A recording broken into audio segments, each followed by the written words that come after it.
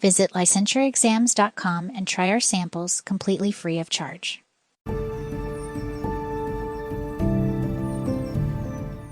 Okay, so let's jump straight in. This is Bipolar I, Bipolar II, and Cyclomania, a quick run-through, getting ready for your licensure exam. We're going to move through Bipolar I, Bipolar II, and cyclothymic disorder in that order, then end with a knowledge check to make sure you get it. When you hear Bipolar I want you to think, this is the big one. This is the big kahuna. Even if depression never shows up in your client's story, once you've got a real manic episode, the diagnosis is Bipolar I. In everyday life, that might be a client who's sleeping maybe 1 to 3 hours and swearing up and down they feel amazing, talking nonstop, jumping from idea to idea, starting businesses at 3 a.m., spending money they don't have, and maybe just quitting their job on a whim. Other people are worried. You're definitely concerned, and sometimes it gets so intense that it results in an ER visit. Maybe the police are called, or you see things like grandiose, I am the chosen one type of beliefs or paranoid ideas. When you hear that kind of major life blow-up wrapped around in a super upbeat mood, your exam brain should think, okay, that sounds majorly like mania. Let's think Bipolar I. On to the second point. Now let's slide over to Bipolar II, and I'm going to slow this one down a bit because the exam, really enjoys tripping you up here.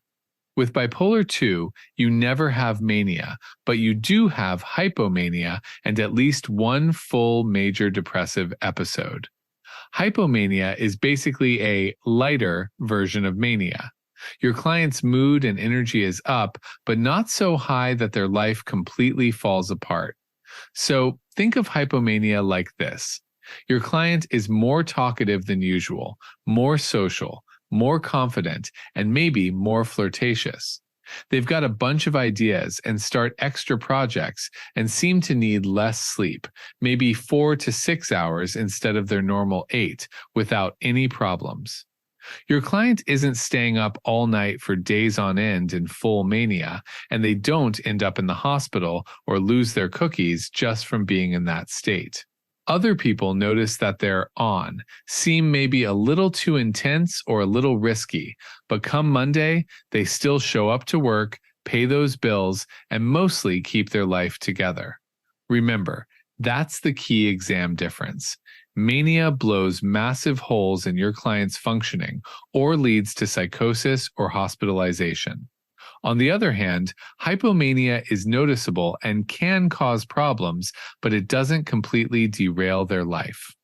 Then, in Bipolar II, those hypomanic stretches sit next to real, full-on depressive episodes with at least 2 weeks of low mood or loss of interest, plus the classic stuff like sleep and appetite changes, low energy, and trouble functioning. So if the question, stem, or narrative describes someone with repeated, serious depressions and these super productive, super social, less sleep periods that never wreck their life, and there's no history of a full manic blow-up, that's when you want to think, okay, this is definitely hypomania, so I'm probably looking at Bipolar II and not Bipolar I. Third point. Now let's talk about cyclothymic disorder. Sometimes therapists casually call it cyclomania, but what we're really getting at is this longer-term up and down mood pattern that never quite hits full criteria. Here, the vibe is less, and you'll hear them saying, I've always been kind of up and down, but that's just how I roll. Or things like, I'm moody, or my friends say they never know which version of me they're going to get. You get stretches where mood and energy are a little higher, more talkative, more active, maybe some mild risk-taking, but not enough to call it mania or even a clean hypomanic episode. Then there are stretches of feeling low and tired, but not enough symptoms or not long enough to meet full major depression. The key is the time frame. This back and forth has been happening for at least a couple of years, with no more than about 2 months in a row of feeling really steady. On an exam, when the narrative is all about this is just how I've been for years, and the highs and lows never quite hit full diagnostic thresholds, that will point you towards cyclothymic disorder. And on a side note, I just want to say, I really appreciate that you're spending the time to learn these differences so you can sit with clients and spot what's going on more accurately. It really matters that you're putting this kind of thought and care into your work. And it doesn't hurt if you pick up an extra point that may push you over the top on the exam. Here's your knowledge check. You are seeing Jordan, a 28-year-old who says, "My mood's been all over the place, like forever."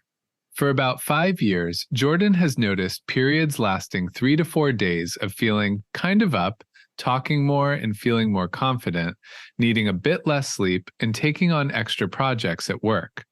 At other times, he feels tired, unmotivated, and less interested in activities, but these lows never last long enough or become severe. There is no history of hospitalization, psychosis, or arrests. He reports that he's always been like this, and his mom has always said he's moody. So what do you think? A. Bipolar I disorder. B. Bipolar II disorder. C. Cyclothymic disorder. Or D. Recurrent major depressive disorder. If I could carry a tune, I'd be singing the Jeopardy song just right about now. But take a second and think about it. The best answer is, are you ready for it? The correct answer is D, recurrent major depressive disorder. Nah, just kidding. C is really the correct answer, cyclothymic disorder. The important parts are the long time frame, about 5 years, the constant swings, and the fact that none of those shifts meet full criteria for mania, hypomania, or a major depressive episode. That rules out bipolar I because you never see a big manic episode with a major life fallout. It also rules out bipolar II because there's no clear major depressive episode and no fully defined hypomanic episode.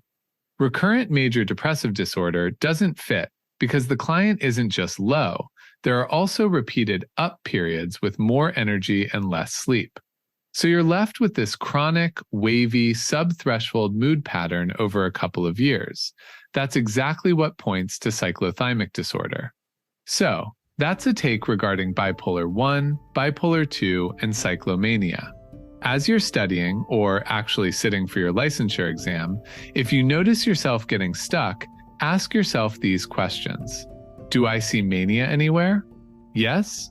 Think bipolar I. If no mania, do I see hypomania plus full major depression? If yes, bipolar II. If neither, but lots of up and down for years, I should be thinking cyclothymic disorder. And that simple decision path will get you through a lot of narratives. Hey, I'm really glad and appreciate that you carved out the time to sort through these. The more fluent you become, the more confident you'll feel both during the exam and at your office. And remember, it's in there.